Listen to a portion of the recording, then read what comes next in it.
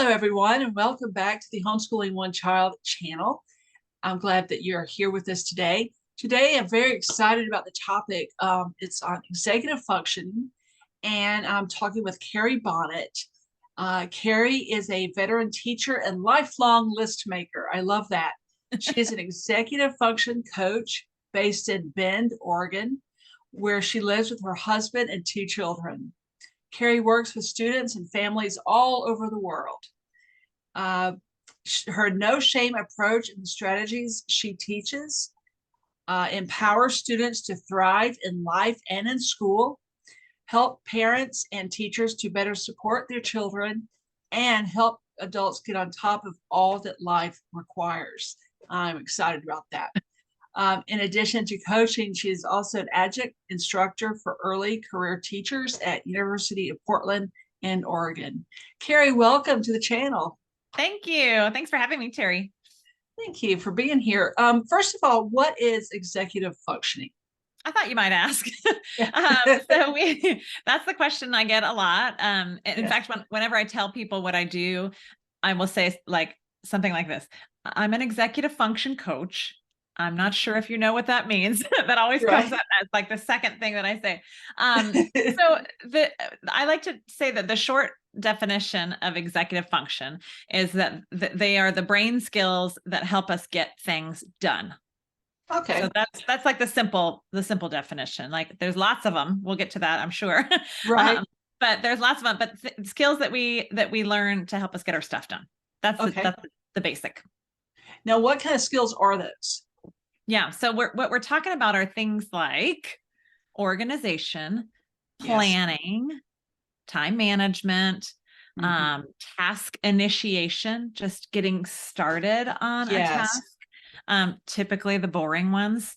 But on the flip side of that, another of the skills is finishing that task. In the executive function world, we call that one goal-directed persistence, like the sticking to it. So prioritizing tasks, also working memory, like remembering things, flexibility, like kind of changing gears when something, comes up. So we're talking about all kinds of skills like those. Yeah. Yes. And what kind of people can benefit from executive functioning? Well, everybody has it. I think maybe what you're asking is who could benefit from coaching or from learning more about it. The people who come to me are mostly parents who have a student who's struggling in school. That's sort of like the sort of layer here. And then when they kind of dive into it more, sometimes these students have a diagnosis of some kind, like ADHD or autism or you name it, all these brain differences. Not always. But there's students who are having a hard time just like managing at school. And to be honest, I have quite a lot of adult clients too, who are also having trouble managing life.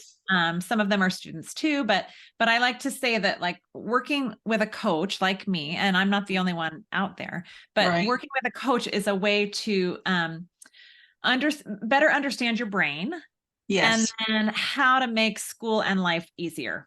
That's how I describe what I do. Now, specifically time management. Yes. That's a big one. Comes up a lot in my work. What are some top tips that you would give a parent who has a child who's struggling with time management, and maybe even the parent in this process realizes they are struggling with time management too? Yeah, which is very common, by the way. Like executive function challenges tend to be inherited. They run in families. So time management is a biggie. In fact, I would say like the things that when people first call me, it's like time management stuff, like their room is a mess, their backpack's a mess, their desk's a mess, like organization, maybe some planning. Those are like the top ones that come up, but time management comes up all the time. To start, before I give you some tips, because I got a lot of those. What's interesting about time management is that the way I describe it to people is like kind of making good use of your time. But what's also wrapped up in time management is time awareness, of Oh, being yeah. like aware of the passing of time. How long do things take? Do you know how long it takes you to walk to the school bus or drive to the wherever or do a typical math assignment?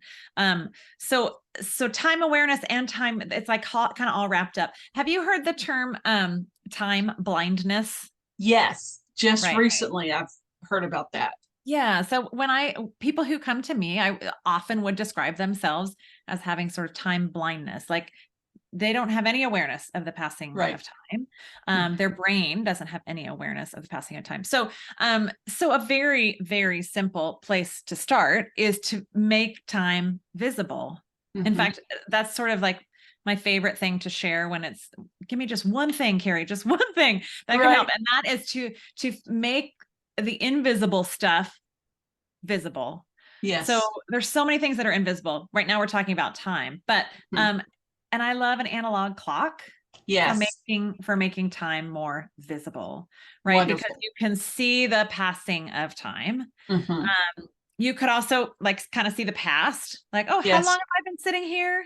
Right. And the future. Oh, how long do I have to sit here for, you know? So I love an analog clock, a very simple, easy to read one.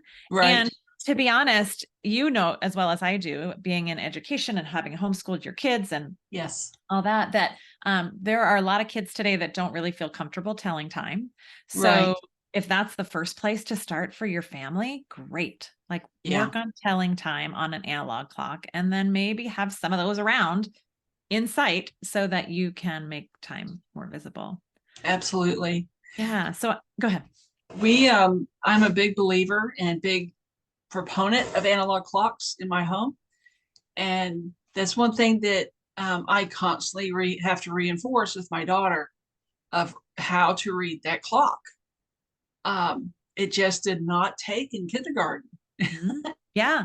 And, you know, I have adult clients who have come to me and said, you know, I'm not super fast at telling time because, you know, I mean, that's digital. Everything's digital, right? So, which is fine. I mean, there's some really great digital things, but it doesn't show us anything more than just minute.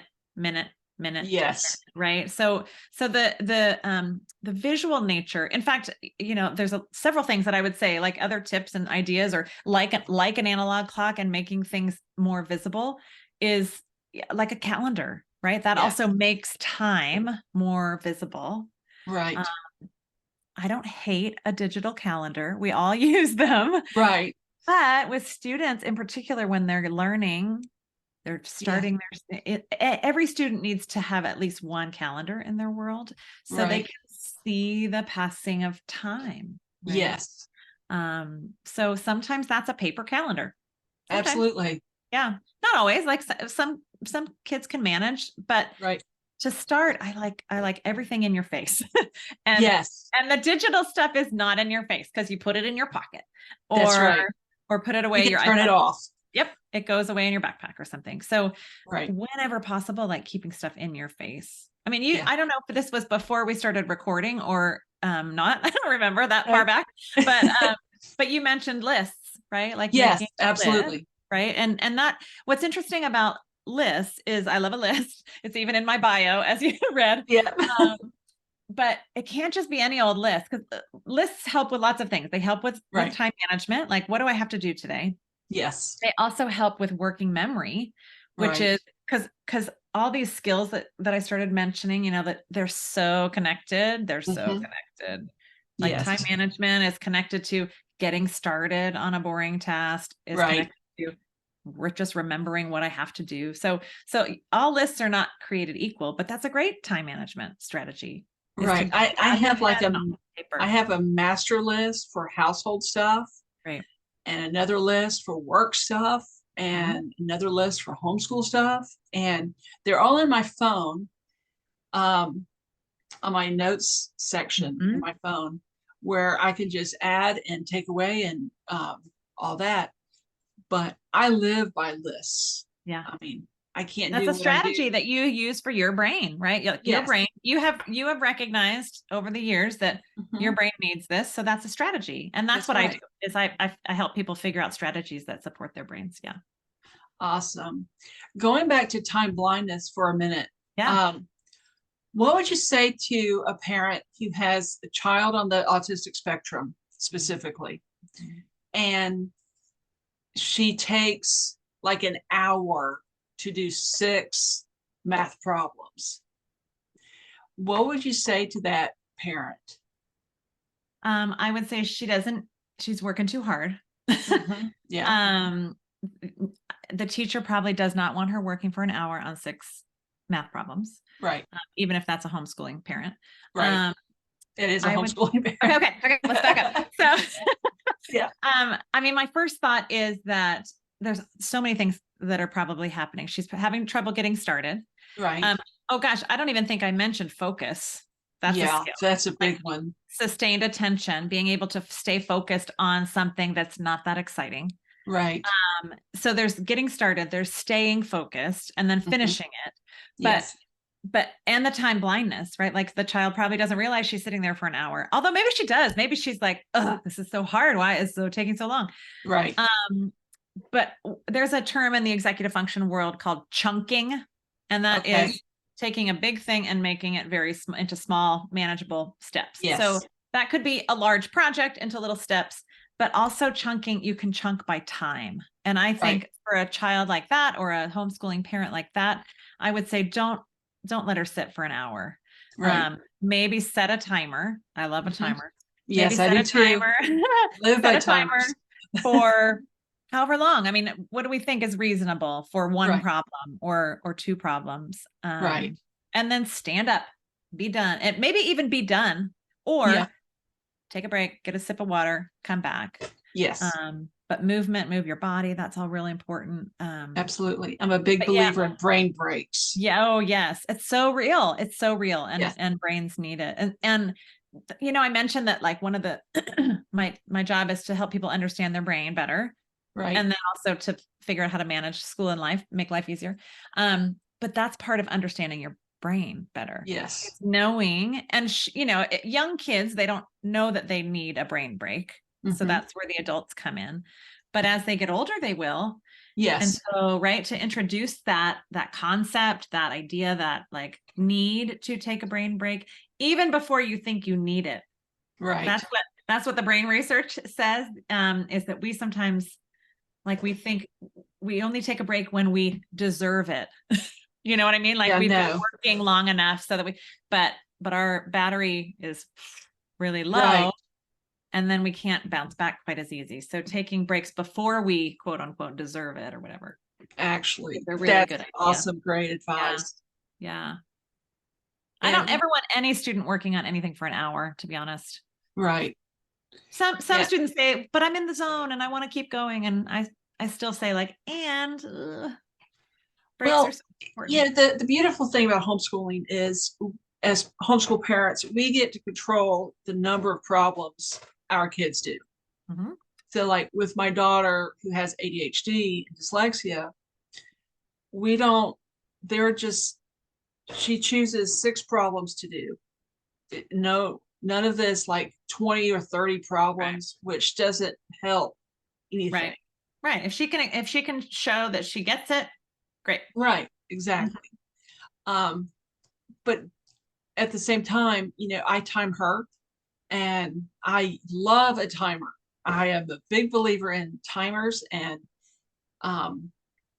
see how both using the timer on the oven, basically, to time, set a time for like 30 minutes to do math. But also I use my stopwatch to see how long it actually took her. That's great. And then adjust accordingly. That's great. One of the things I ask every client that I work with to do is to collect some data just like that. Right. Which is and sometimes you might want to do this with her, is have her estimate first how long she thinks it will take, and then actually time it as well. So you start to collect data, and it can be non-school things too. Right. Because you and I both know that this executive function stuff is more than just school. It is life stuff. Like, how long does it take you really to fold laundry? Yeah. Or just unload the dishwasher, or exactly. And then the conversation will come up, I'm sure, is that like, well, but I got distracted. And so so it didn't really take me that much time, but that's good data, right? Right. Like when I'm distracted and it took me X number of minutes. Yes. And then the conversation can be like, okay, well, what could we do next time to reduce the distractions? I mean, awesome. Sometimes the distractions are in our head. So right.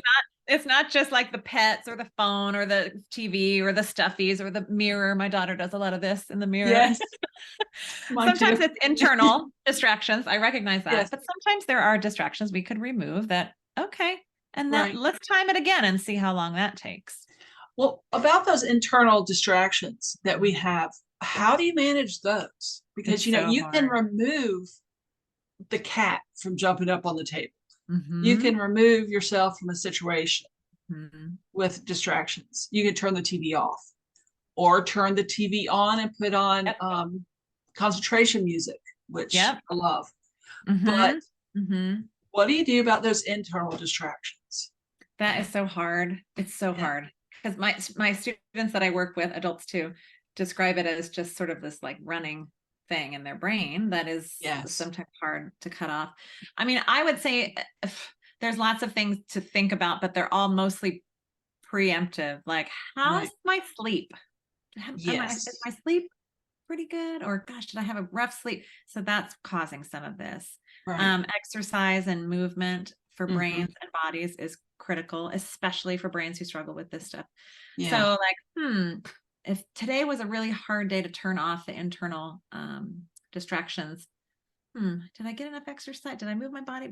And food. Am I hungry?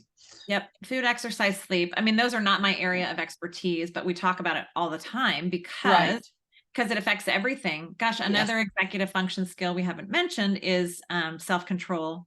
Like impulse self-control. So those three things are critical for being able to control ourselves, like food, exercise, sleep. So of course it comes up in the conversations that I have. So absolutely. Yeah, it's tricky. The internal stuff is really tricky.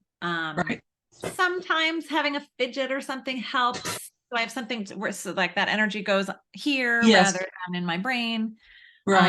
Movement, like sitting in a different or standing at a desk but it's tricky. It's really tricky. Yeah. Let's shift gears for a second and let's talk about, we talked about the calendar really briefly and lists and time management. What are some other executive function skills that would help kids, like help parents help their kids? Yeah. I mean, let's go back to that chunking thing. So sometimes a student has a larger project, homeschool too, right? You have like some research and whatever the larger project is. And it feels overwhelming. It's big. And so that's another way to make the invisible visible. Like, let's say you give a deadline, I'd like you to work on this for the next 2 weeks, and then we'll be done with it, or you'll share it with me, or however that works in the homeschool world. Being able to visualize the time is good, but also breaking it down into tiny, tiny steps. And that's a skill to be learned too. So like, I like to often, I call it planning backwards. So you sort of start, because planning is something that it needs to be taught, right? Like kids, that's the other thing about all these things is they are skills that can be taught, but not only that, but the research shows that they must be taught, explicitly taught. Stephen Covey wrote in his book, 7 Habits for Highly Effective People, that you begin with the end in mind. So I'm a big believer in planning backwards. Like I'm having the Homeschooling Special Needs Expo in June. And so that's, I'm expecting like almost 800 people at that, 50 different sessions. So I'm planning backwards. Of course you are, because that's a big deadline for you. So I'm chunking all over the place. You are chunking all over the place. So the thing about chunking, so I like planning backwards, like starting at a deadline and then working back to first plan out what the steps are that need to happen. And that some students' brains sometimes need help with that. Like, absolutely. I think maybe what you would do next is this step? What do you think? Right. Or so that kind of needs to be taught too. So the planning backwards is great, but chunking could be by time, like we talked about, like short amounts of time. Yeah. But it also could be by task. Right. So really small. And I like almost ridiculously tiny. Yes. It's okay to make things really, really, really small. Right. So that's one thing to think about with students. Oh, I had something else I was going to say about that and I've lost it. I don't know. I'll come back. It'll come back to me, I'm sure. But the planning backwards is I use it in my life too. In my practice, I was working on my website recently and I wanted to like be done by a certain time. So I, worked backwards. Absolutely. Yeah. Well, I've taught creative writing and essay writing to our homeschool co-op. And I taught the kids that, if you have 5 days in a work week, Monday through Friday, you have a 5-paragraph essay to write. That's 1 paragraph a day that you don't need to look at this giant elephant. How do you eat that elephant? Well, you eat it 1 bite at a time. That's right. And, you just do 1 paragraph, which is 3 sentences. That's all I want. And 1 paragraph a day. And at the end of the week, you have an entire essay. I love that. So, I remember the thing I was going to say, Terrie. Awesome. And that is another thing I talk to students about is like, I call it doing the work to do the work. So sometimes, you can kind of get yourself ready as step 1 and then be done. Like some students will say they like put the heading on the paper or they write your whatever that. Sometimes they start with an introduction or just literally gathering materials. I was working with a student who was doing a college application. And so make sure to pre-read like what needs to be done. So you are ready to do the work. That's not really the work, but like doing the work to do the work. Yes. It's pre-work. But it's first of all, it takes time. Yes. Time is real. Right. And then it's also helping you get started. So ways to like kind of really baby step it. Yeah. Just we're not going to start actually the essay today. We're just going to fill in the blank, like gather the websites or look at the website, remind yourself, reread, or even kind of write all over the assignment itself. What am I required to do again? And just make sure everything is very clear.